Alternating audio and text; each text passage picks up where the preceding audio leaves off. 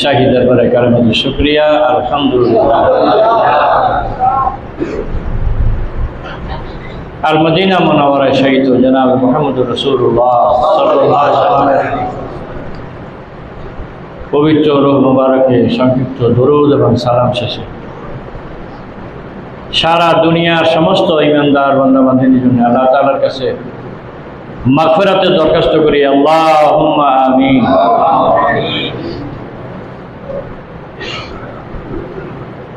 রহমত, বরকত, মাগফিরাত আল্লাহর পক্ষ থেকে বান্দার জন্য বরাদ্দ সবসময় ছিল, আছে, থাকবে। বিশেষ বিশেষ সময়, বিশেষ বিশেষ মুহূর্তে বিশেষ বিশেষ আল্লাহর পক্ষ থেকে কনসিডারের ব্যবস্থাও আগেও ছিল, এখন আছে। কিছু কিছু ইবাদত সময়ের সাথে সম্পৃক্ত, কিছু কিছু ইবাদত সময়ের সাথে এবং জায়গার সাথে সম্পৃক্ত। ওই জায়গায় না গেলে সে ইবাদত হবে না। আর কিছু কিছু ইবাদত হয়তো সেই বিধানটা ফরজ হইতে পারে, ওয়াজিব হইতে পারে, সুন্নত হইতে পারে, মুস্তাহাব হইতে পারে। এটা সবসময় আমাদের মধ্যে অঙ্গাঙ্গিভাবে জড়িত থাকবে। আমি যত জায়গায় যেতে থাকবো, আমার সাথে আমার ইবাদত চলতে থাকবে। ঠিক তার বিপরীতে আমিও চলতে থাকবো, আমার সাথে হয়তো আমার গুনাহ চলতে থাকবে। কারণ গুনাহ হইতে থাকবে, সওয়াব হইতে থাকবে।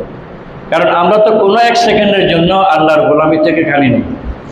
মরণ পর্যন্ত আমরা একসাথে আল্লাহর গোলাম হয়ে গেছি। আমরা যখন বানাই ফেলছি তখনই গোলাম। রুহের জগতে যাদেরকে বানানো হয়েছে একসাথে, তারাই একটা অংশ পৃথিবীতে এসছে, পৃথিবী থেকে চলে গেছে। তাদেরই একটা অংশ পৃথিবীতে এখনো আছে, বিশ্বাসী হোক অবিশ্বাসী হোক। কি বলেন? আর মানুষ আসা কি শেষ হয়ে গেছে না চালু আছে? কি বোঝা যায়? আরো আসবে, আরো আসবে। আল্লাহ তাআলা বলেন, যারা আসছে, যারা চলে গেছে, যারা আসবে, এদের সবাইকে তো আমি একসাথে বানাইছি। সুবহানাল্লাহ বলেন না? এতগুলো রূহকে আল্লাহ তাআলা একসাথে বানাইছেন। আর বানানোর পরেই সে রূহের আল্লাহ সম্মেলন করছে, কনফারেন্স করছে।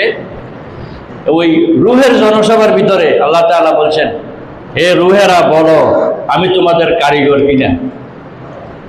রূহেরা কেমনে জানবো আল্লাহ যে আল্লাহর কারিগর, আমাদের কারিগর? এই সমস্ত কিছু কিছু হিকমতপূর্ণ কথা, রহস্য আবৃত। কিছু খুললাম খুললা আল্লাহ স্পষ্ট বয়ান করছেন, কিছু বিষয় অস্পষ্ট রয়ে গেছে। কিন্তু আমাদের মানার ক্ষেত্রে বলা হয়েছে, যা অস্পষ্ট তার পিছনে লাগার কোনো প্রয়োজন নাই, যা স্পষ্ট তার 16 আনা মানার জন্য চেষ্টা করুন। কোরআন শরীফের আয়াত দুই ভাগে বিভক্ত।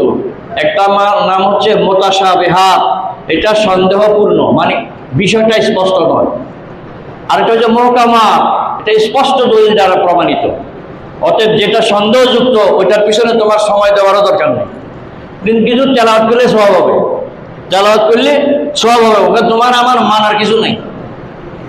কিন্তু যেগুলো স্পষ্ট সেগুলো তোমার জানতে হবে, মানতে হবে। এবং আংশিক মানলে হবে না, 16 আনা মানতে হবে। যেমন ওযু, 60 ফরজের একটা ফরজ বাদ দিলে ওযু হবে? এরকম সব মাসলা এরকম, যেখানে ফরজ যা তা, যেখানে ওয়াজিব যা তা, যেখানে সুন্নত যা তা। আমি কিছু মানলাম, বললাম রাসূলের সুন্নত কিছুটা মানলাম না, যেই বিষয়ের সুন্নত ওইটা পুরোটা মানতে হবে, তাইলে এটা রেজাল্ট হবে। এটা হচ্ছে কোরআন হাদিসের দিক থেকে, মাসালার দিক থেকে। বিজ্ঞান আর বিবেক কি বলে, যুক্তি কি বলে? যুক্তিও কথাই বলে, আমি যতটুকু পানিতে নামবো আমার শরীর এবং কাপড় ততটুকু ভিজবে। বলেন, কথা একদম পরিষ্কার, ঠিক কি না? কিন্তু আল্লাহর কুদরত তার উল্টা। আপনি পানিতে নামবেন কিন্তু আপনি ভিজবেন না। বলেন না সুবহানাল্লাহ? এটা ক্ষেত্র বিশেষে, স্থানকাল পাত্র ভেদে। এটা আম্বিয়া আলাইহিস সালামের ক্ষেত্রে আল্লাহ বেশি প্রযোজ্য করেছেন, সাহাবায়ে কেরামের ক্ষেত্রে হয়েছে। খোদা আল্লাহর আখেরি পয়গম্বর প্রচন্ড বৃষ্টির ভিতরে ঘরে ঢুকলেন, তার মাথা থেকে পা পর্যন্ত এক ফোঁটা বৃষ্টিও পড়ে নেই। সুবহানাল্লাহ। আয়েশা রাদিয়াল্লাহু আনহা বলেন, হুজুর আপনি এখন ঘরে ঢুকলেন? বলে এখনই তো ঢুকলাম। তিনি তাজ্জুব হয়ে গেলেন। কি বোঝা গেল? তাইলে আল্লাহ তো সবই পারে, সবই যেহেতু পারে, তো এটা পারবে না কেন? অতএব আমরা যতদিন পর্যন্ত মরে যাব না, ওই রূহগুলো এসছে, আসে, আরো আসবে। রূহ আসা শেষ হয় নাই। যারা চলে গেছে এদের রূহও চলে গেছে, যারা আসা এখনো বাকি আছে তাদের রূহ এখনো আলমে আল্লাহর মধ্যে বাকি রয়ে গেছে। যে কোনো মুসলমানের ঘরে, অমুসলমান ঘরে মায়ের পেটে যখন বাচ্চা জন্মাবে, 60 মাস 10 দিন হওয়ার পর এটা মরা থাকে, মরার পর এটা জীবন পায়, অর্থাৎ ওই রূহটা আসে। তার জন্য বরাদ্দকৃত রুটা যখন আসে, এরপরে সে মায়ের পেটের ভিতরে অনেক সময় মারা যায়, বাইরে হওয়ার সময় মারা যায়, বাইরে হওয়ার একদিন পরেও মারা যায়, যখন বাইরে হয় তখনও মারা যায়, এরকম হচ্ছে কিনা? আবার সে থাকতে থাকতে আরজালের অমর, আল্লাহ বলে অকর্মণ্য বয়স পর্যন্ত থাকে। যেমন তার বয়স 100 বছর হয়ে গেছে, এই লোকটা আমার কোনো দরকার নেই। এটি একসময় ব্যাংকের ম্যানেজার আছিল, এখন তারা ম্যানেজারগিরি করতে বলেন তো কি অবস্থা হবে?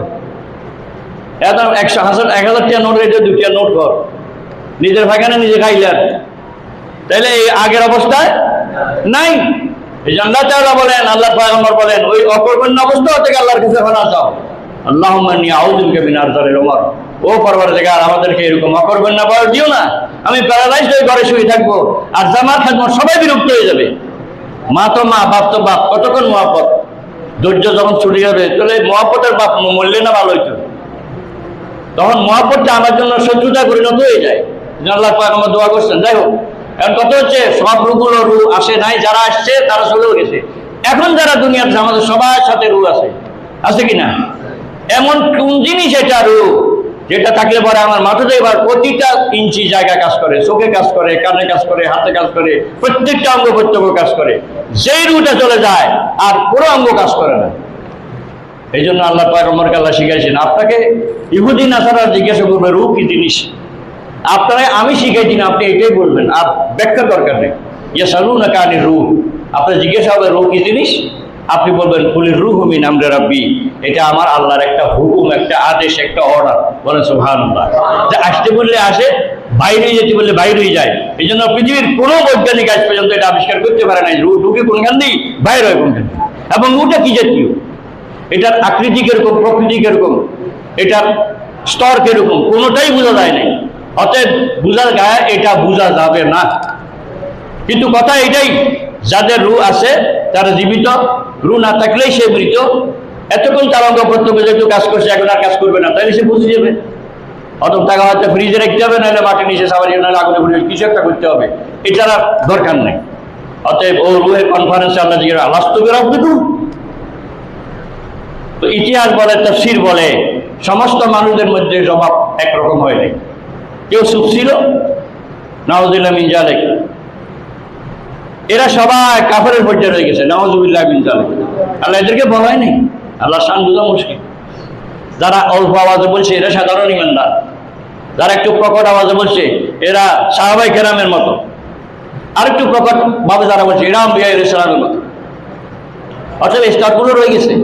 আমরা আপনারা বলছি কি বলি নাই আমরা জানি না, কিন্তু আল্লাহ কোরআনে বলছে তুমি বলছিলা আমি তোমার রব, কালু বলা হ্যাঁ, আমরা হ্যাঁ বলছিলাম। আল্লাহ বলছে আমি কি রব, তা আমরা বলছি হ্যাঁ। অর্থ কি দাঁড়াইলো, আপনি আমার রব, আপনি আমার রব।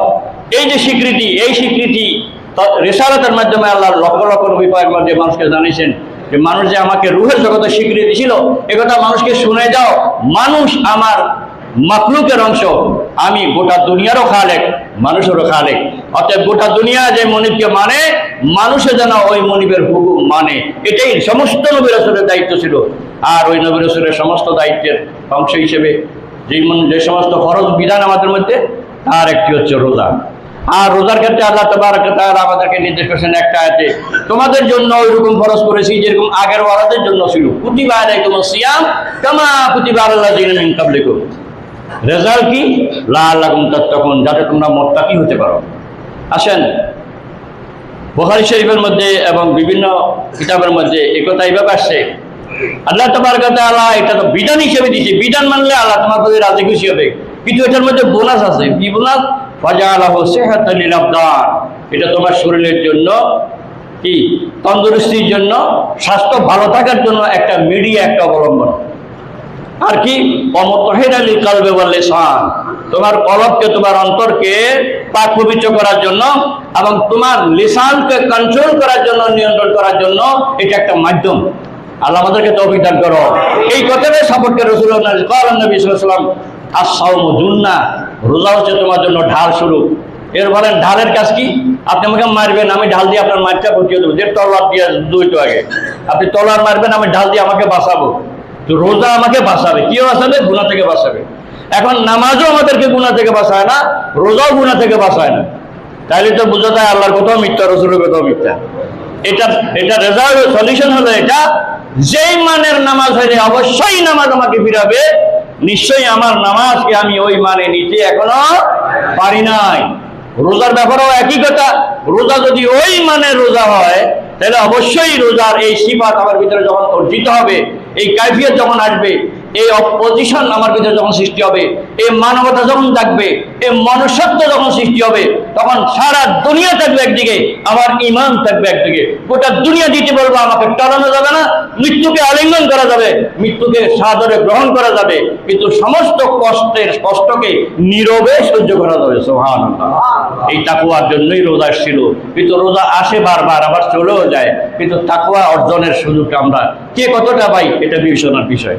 আর রাসূল করিম সাল্লাল্লাহু আলাইহি ওয়াসাল্লাম অন্য হাদিসে যেটা বললেন, আজকে যেটা তেলাওয়াত করলাম আল্লাহর পয়গম্বর, এটা বুখারী মুসলিমের হাদিস, মান লাম ইয়াদা কাওলা যুর ওয়াল আমাল বিহি, যে ফাহিশা কাজ থেকে বাঁচতে পারলো না, অন্যায় অপরাধ থেকে নিজেকে বাঁচাইতে পারলো না, আল্লাহর পয়গম্বর বলেন, আল্লাহ তাআলা এটা হাদিসে বুঝি, আল্লাহ তাআলা বলেন এইরকম রোজার আমি আল্লাহর দরকার নাই। নাউজুবিল্লাহ বলেন না। এই কথা দ্বারা কি বোঝানো হচ্ছে? এই কথা দ্বারা বোঝানো হচ্ছে রোজা তোমাকে যেই চরিত্র দিত, তুমি রোজা রাখছো, কিন্তু ওই চরিত্রটা তুমি পাও নাই। তাহলে যেই মানে রোজা হইলে ওই চরিত্র আমার মধ্যে আসবে, সেই মানে রোজার জন্যই আল্লাহ অন্য হাদিসে, ওইটাও হাদিসে বুঝছি, পাহাড় নবী সাল্লাল্লাহু আলাইহি ওয়াসাল্লাম আসসাউমুনি ওয়া আনা আজিজি বিহি আও উজিজা বিহি। আল্লাহর পয়গম্বর বলেন, আল্লাহ খুশি খুশি সাথে বলতেছে, ও রাসূল আপনার উম্মতদেরকে বলে দেন, আপনার উম্মতদেরকে জানাই দেন, অন্য সব ইবাদতের বিনিময় আমি বিভিন্নভাবে আমার কুদরতি ব্যবস্থায় ফেরেশতার মাধ্যমে তাদের হাতে পৌঁছাবো, আর রোজা সম্পূর্ণ ব্যতিক্রম, রোজার বিনিময় আমি আমার বান্দার নিজ দান করবো। সুবহানাল্লাহ। এটা বললেন একটা। আরেকটা বললেন না, আমার নিজ হাতে দিলেও আমার মন খুশিও না, এটা বলে দেন আমি তাদের হয়ে যাব। আর কি লাগে? রোজাদার যে যদি আমার হয়ে যায় তো আমি রোজাদারের হয়ে যাবো, আল্লাহ যদি আমার হয়ে যায় তো আমার আর কি লাগে বলেন? আল্লাহ আমার এটা দাও সেটা দাও, তার তো কিচ্ছু বলা লাগে না। আল্লাহ বলেন ওয়ানা আজিজি বিহি আও উজিজা বিহি, হয় আমি নিজের তোমাকে রোজার বদলা দিব, অথবা আমি আল্লাহ নিজে তোমার জন্য হয়ে যাবো। সুবহানাল্লাহ। ওই মানে রোজাদার বানার জন্যই আল্লাহ তাবারক ওয়া তাআলা আমাদেরকে নসিহত করছেন। এবং আজকের খুতবা যে আয়াতে কারিমা, এটার সাথে রোজার কি সম্পর্ক? ইয়াসালুহু মান বিস সামাওয়াতি ওয়াল আরদ কুল্লা ইয়াউমিন হুয়া ফি শান। ও দুনিয়ার মানুষেরা, তোমাদের গন্তব্য তো অপেক্ষমান সামনে, কিন্তু তোমরা তোমাদের আমার দেওয়া শক্তি আমার জমিনের দিকে তাকাও, তাহলে দেখবা সারা দুনিয়া এমন আকাশে জমিনে একটা বস্তু নাই যা দিবানিশি সদা সর্বদা কোনো না কোনো কাজে ব্যস্ত নয়। কিন্তু রেজাল্ট কি? ওদের এই ব্যস্ততার পাশফেল নাই, ওদের জান্নাত নাই, জাহান্নাম নাই, অথচ ওরা ওদের মনিবের হুকুম 16 আনাই পালন করতেছে, আংশিক না। যাকে যে দায়িত্ব দেওয়া হয়েছে, চাঁদ চাঁদের কাজ করতে, সূর্য কাজ করতেছে, দিন রাতের পালা বদল যেভাবে হওয়ার ফেরেশতারা যেভাবে করার সেভাবে করতেছে, গাছগাছালি যেভাবে উদ্গত হওয়ার সেভাবে উদ্গত হচ্ছে, বৃষ্টি যেভাবে নাযিল হওয়ার সেভাবে নাযিল হচ্ছে। আমার এই সৃষ্টি মাখলুকের এই নৈপুণ্যের এই কর্মকাণ্ডের কোনো ব্যবধান আগেও ছিল না, এখনো নাই, তাকে আমার থাকবে না। কেন? একজন দ্বারাই পরিচালিত বিধায়। এই জন্য সারা দুনিয়ার নিজাম একরকম। বলেন একরকম কিনা বলেন? হঠাৎ আমাকে যদি জামদরি ফেলতো তো আল্লাহর এই আয়াতের আমরা মিথ্যা করতাম। কি রে আল্লাহ, তুমি বললা সব একরকম, এখানে তো দুই রকম। কি? দিন রাতের বেলা বদল একরকম, চাঁদ সূর্যের উদয় অস্ত একরকম, প্রাণীর বংশ বিস্তার একরকম, কি আকাশ থেকে বৃষ্টি বর্ষিত হওয়া একরকম, মানুষ আসে মরে যায় সব একরকম, একই নিয়ম একই বিধান। জবাব কি? কুল হুয়াল্লাহু আল্লাহুস সামাদ। বলো তিনি এক এবং একক, অতএব তিনি যা করবেন সব একরকমই হবে। তিনি আকাশে কোন সময় বানাইছেন আমরা কেউ জানি না, কিন্তু ভাগেও না, মাসকা না, পড়েও যায় না, কেউ উড়ানো হয় না। সেই সূর্য কত কোটি বছর আগের, যেমন আছে তেমন। আল্লাহ এই কথা বুঝাতে চায় আমি যেরকম আমার কর্মকাণ্ড সেরকম, অতএব ওই আল্লাহকে গোটা দুনিয়া মানে তোমার আমার মানা দরকার, তাও আমার স্বার্থে। না মানলে আল্লাহ শাস্তি দিবে, মানলে আল্লাহ আমাকে পুরস্কার দিবে। তাহলে আমার স্বার্থেই তো আমার আল্লাহকে মানা দরকার কিনা বলেন? এই জন্য আমি লোকচক্ষে ভাগে দিতে পারবো। আমি চুরি করলাম, মনে মনে খুশি, ওটা করলে সে আনা দেখুন নি, আমি করে দিই, যে ঠান্ডাও পাস কি আমি আবার ক্যারিয়ার জাহির করতেছি, আমি এত এক্সপার্ট। আরে ভাই, যে টের ভাই নাই সে তো আফসোস করবে, তার পকেটে টাকাগুলো আমার পকেটে চলে আসছে, ঠিক আছে, সে তো দেখে নাই। ধরা পড়লে কিছু অসুবিধা হইতো না, তো ধরা তো পারে না, এমন সে খুশি আয় এল্লা ট্যালেন্ট, এটা ধরি না পারে তো ধৈর্য তো ভাড়া নাই, ধরা তো আমি পড়ি নাই, কিন্তু আমার ধরা কি শেষ না রয়ে গেছে, এটাই বিষয়, আর কোনো বিষয় নেই। রোজার শিক্ষা এটাই, প্রতিটা সেকেন্ডের জন্য তুমি তোমার খালের কাছে জবাবদিহি করা লাগবে। এই অনুভূতি যদি থাকে তো তোমাকে গোটা দুনিয়া দিতে চাইলেও তুমি নিবে না, গোটা বাংলাদেশ দিতে চাইলে নিবে না, গোটা সোনাইঝুড়ি দিতে চাইলেও নিবে না। কেন? আমি বৈধভাবে হলে আমার এক লোকমা আলহামদুলিল্লাহ, অবৈধভাবে আমার অসংখ্য লোকমা দরকার নাই। এটা হচ্ছে সবর, এটা হচ্ছে সবর, এটা হচ্ছে সবর। আর রোজা শিক্ষা হচ্ছে সবর, সবর এবং সবর, ঠিক কিনা বলেন? এই জন্য আল্লাহ তাআলা বলেন এই সবর যেরকম দামি, তো পুরস্কারটা ওইরকম না দিলে আমার মনে বোঝে না। ও রাসূল, আমার বান্দাদেরকে জানাই দেন, আমি নিজে আমার হাতে তাদের বিনিময় দিব, অথবা আমি আল্লাহ নিজেই তাদের হয়ে যাব। আল্লাহ তাআলা ওই মানের গোলাম বানার জন্য, ওই মানের রোজাদার বানার জন্য আমাদেরকে নসিহত করা হচ্ছে। আর আজকের খোতবার মধ্যে কয়েকটা পুরান সুখবর, এগুলো আমরা অনেকবার শুনছি। আল্লাহ নবী সাল্লাল্লাহু আলাইহি সাল্লাম রোজাদারের মুখের দুর্গন্ধ আল্লাহর কাছে মেশকে জাপান থেকে পছন্দের। এখানে আরেকটা কথা লাগানো আছে, ফাইজা সামা, যদি কেউ রোজা রাখে আদম তোমাদের মধ্যে থেকে, ফালা ইয়াজবাস ওয়ালা ইয়াফসুক ওয়ালা ইয়াজহাল, সে যেন ফাহিশা কথাবার্তা না বলে, ফিসকে হুজুরি না করে, মূর্খের মতো জাহেলের মতো কাজ করি, এই নিয়ামতের বেকদরি না করে। আল্লাহ আমাদেরকে হেফাজত করো। আরেকটা সুখবর হচ্ছে নবী সাল্লাল্লাহু আলাইহি ওয়াসাল্লামের নফল লিসিয়ামে ফারহাতান, এগুলো পুরান কথা। রোজাদার দুটো খুশি, ইজা আফতারা, যখন সে ইফতারি করে, ইফতার নিয়ে বসে তখন একটা খুশি, ও ফারহাতুন ইজা লাকিয়া রাব্বাহু, যখন সে তার মাওলার সাথে মিলিত হবে তখন চূড়ান্ত খুশি। এটা বুখারী ও মুসলিম শরীফের হাদিস। ফাসাফিহু, অতএব তোমরা কি করো, ঠিকভাবে সহিভাবে এটা আদায় করো। রাহিমাকুমুল্লাহ, আল্লাহ তোমাদের উপর নফল করে। কিভাবে? আল ফুরুজা ওয়ান নওয়াফিল, ফরজকে ফরজের মতো, নফলকে নফল মতো, যেখানে যেই ইবাদত যেভাবে করা দরকার সেভাবে করার জন্য আমরা যদি চেষ্টা করি। আল্লাহ তাবারক তাআলার ওয়াদা, আল্লাহ রাসূলের ওয়াদা, 16 আনায় 16 আনা, শতে শত পাওয়া যাবে, কোনো সন্দেহ নেই, সন্দেহ ছাড়া। আল্লাহ তাবারক তাআলা আমাদেরকে একদিকে আল্লাহ রাজি খুশির জন্য, আর যে আমি পার হওয়ার জন্য, ধরাতে তো আমার, ধরা খাবো তো আমি, আমাকে কে ছাড়াবে? আল্লাহ তাআলা বলেন এই জন্য তুমি হিলা বানাও, উসিলা বানাও, মিডিয়া বানাও, অবলম্বন নাও, কি তোমার আমলকে। আল্লাহ তাবারক তাআলা মাহে রমজানের বিশেষ মুহূর্তে বিশেষ আমার মাধ্যমে অল্প মেহনতে আজীবন বলে আসছি, আল্লাহর পয়গম্বর যেটা রজব মাসের হাদিসে আমাদেরকে উৎসাহিত করেছে, তুমি রজবে কিছু কাজ করো যেটা শাবানও চালু রাখো, তাহলে রজবে বীজ বপন করলা, শাবানে গাছে পানি দিলা, এমনি সময় তোমার জিন্দগিতে রমজান শুরু হয়ে গেল, এবার ফল ভোগ করা শুরু করো। বলে সুবহানাল্লাহ। তার মানে কি? তার মানে 5 ওয়াক্ত নামাজ নয়, তার মানে হচ্ছে যেখানে যেখানে যে আমল কাজ, সেটা ফরজ হোক, ওয়াজিব হোক, সুন্নত হোক, মুস্তাহাব হোক, আমল করিবা কম কিন্তু পাবে বিশাল, যে তুমি ওজন করতে পারবে না। যার একটা জয়ীফ হাদিস যদিও আজীবন চালু ছিল 170, কিছু আল্লাহর বান্দারা বলেন এই হাদিসটা জয়ীফ, ধরে নিলাম জয়ীফ। ওই হাদিসগুলো কোথায় যাবে? যেগুলো বুখারী মুসলিমের মধ্যে আছে, যে 500 থেকে 7000 পর্যন্ত আল্লাহ বর্ধিত করে। সুবহানাল্লাহ বলেন না? যেটা 500 থেকে 7000, সেটা 70 বেশি না কম? তার অসুবিধা কি? 70 গুণ তো কম। আল্লাহর পয়গম্বর সহিহ হাদিসের মধ্যে বলছে 500 গুণ থেকে 700 গুণ পর্যন্ত, 10 থেকে, কোনো 10 থেকে অধিক, অনেক অনেক অসংখ্য, যেটা একসময় গণে মানে এত বেশি। তাহলে যেখানে বেশির হাদিসটা আছে সেখানে কমেরটা থাকবে না, কোনো পাগলের কথা। হ্যাঁ, কোনো হাদিস জয়ী হওয়ার অনেকগুলো কারণ আছে, এটা বুঝার সুবিধার জন্য বলি। হাফিজুল একটা মেন গেট আছে, আমরা যারা জানি এদেরকে এই কথা বলাটা ভাগলামি না। হাফিজুল তো আমরা বহুবার ঢুকছি, বহুবার বাড়িছি, মেন গেট একটা আমি জানি তো, কিন্তু একটা সোর, একটা বাটফার, একটা মৃত্যু যদি এই কথাটা বলে, তো ইসলামী শরীয়ত বলে তার এই কথাটা নেওয়া যাবে না। অর্থাৎ হাফিজ জুট মিলের পশ্চিম পাশে, রাস্তার পাশে একটা মেইন গেট আছে, এই কথাটা ওই লোক থেকে নেওয়া যাবে না। হাদিসের ব্যাপারে ঘটনা এরকম, কথাটা সঠিক, কিন্তু কথা আমাদের পর্যন্ত আসতে যে কথা দিয়ে আসছে, ওই মিডিয়ার মধ্যে শরীয়তের মাসলা অনুযায়ী, হাদিসের কন্ডিশন অনুযায়ী কোনো গলত আছে, কোনো গলতি আছে, কোনোটা পূরণ হয় নাই, এই জন্য এই হাদিসটা নেওয়া যাবে না। তারপরেও এটা হচ্ছে শরীয়তের মাসলার ক্ষেত্রে, ফরজ ওয়াজিবের ক্ষেত্রে এই সমস্ত হাদিস গুরুত্ব দেওয়া যাবে, কিন্তু নফলের ক্ষেত্রে, মোস্তাহাবের ক্ষেত্রে, মোস্তাহাবের ক্ষেত্রে আরো জয়ীফ হাদিস হলেও আমল করা যাবে। এই জন্য কারণ আল্লাহ নবীর কত হয়ে গেছে সব ক্ষেত্রে, নামাজ বাড়ানোর জন্য, রোজা বাড়ানোর জন্য, দান কর্ম বাড়ানোর জন্য, ইবাদত বাড়ানোর জন্য। ইবাদত বাড়ানোর কথা আছে না কমানোর কথা আছে? তাহলে ওই হাদিস আমল করলে এই হাদিসটা অটোমেটিক পড়ে যায়। আল্লাহ তাবারক ওয়া তাআলা রাসূলের तमाम জিন্দেগি আমাদের জন্য যে মহান নিয়ামত, আর বাকি সময় কম, বাকি সময়ের ভিতরে বাকি সময়কে কাজে লাগাবার জন্য প্রত্যেকটা বান্দা এবং বান্দির, প্রত্যেকটা পুরুষ এবং মহিলার এই চেতনাবোধ, এই অনুভূতি আল্লাহ জাগ্রত করুক। আমিন। ওয়া মা তাওফীকি ইল্লা বিল্লাহ ওয়া মা আলাইনা ইল্লাল বালাগ।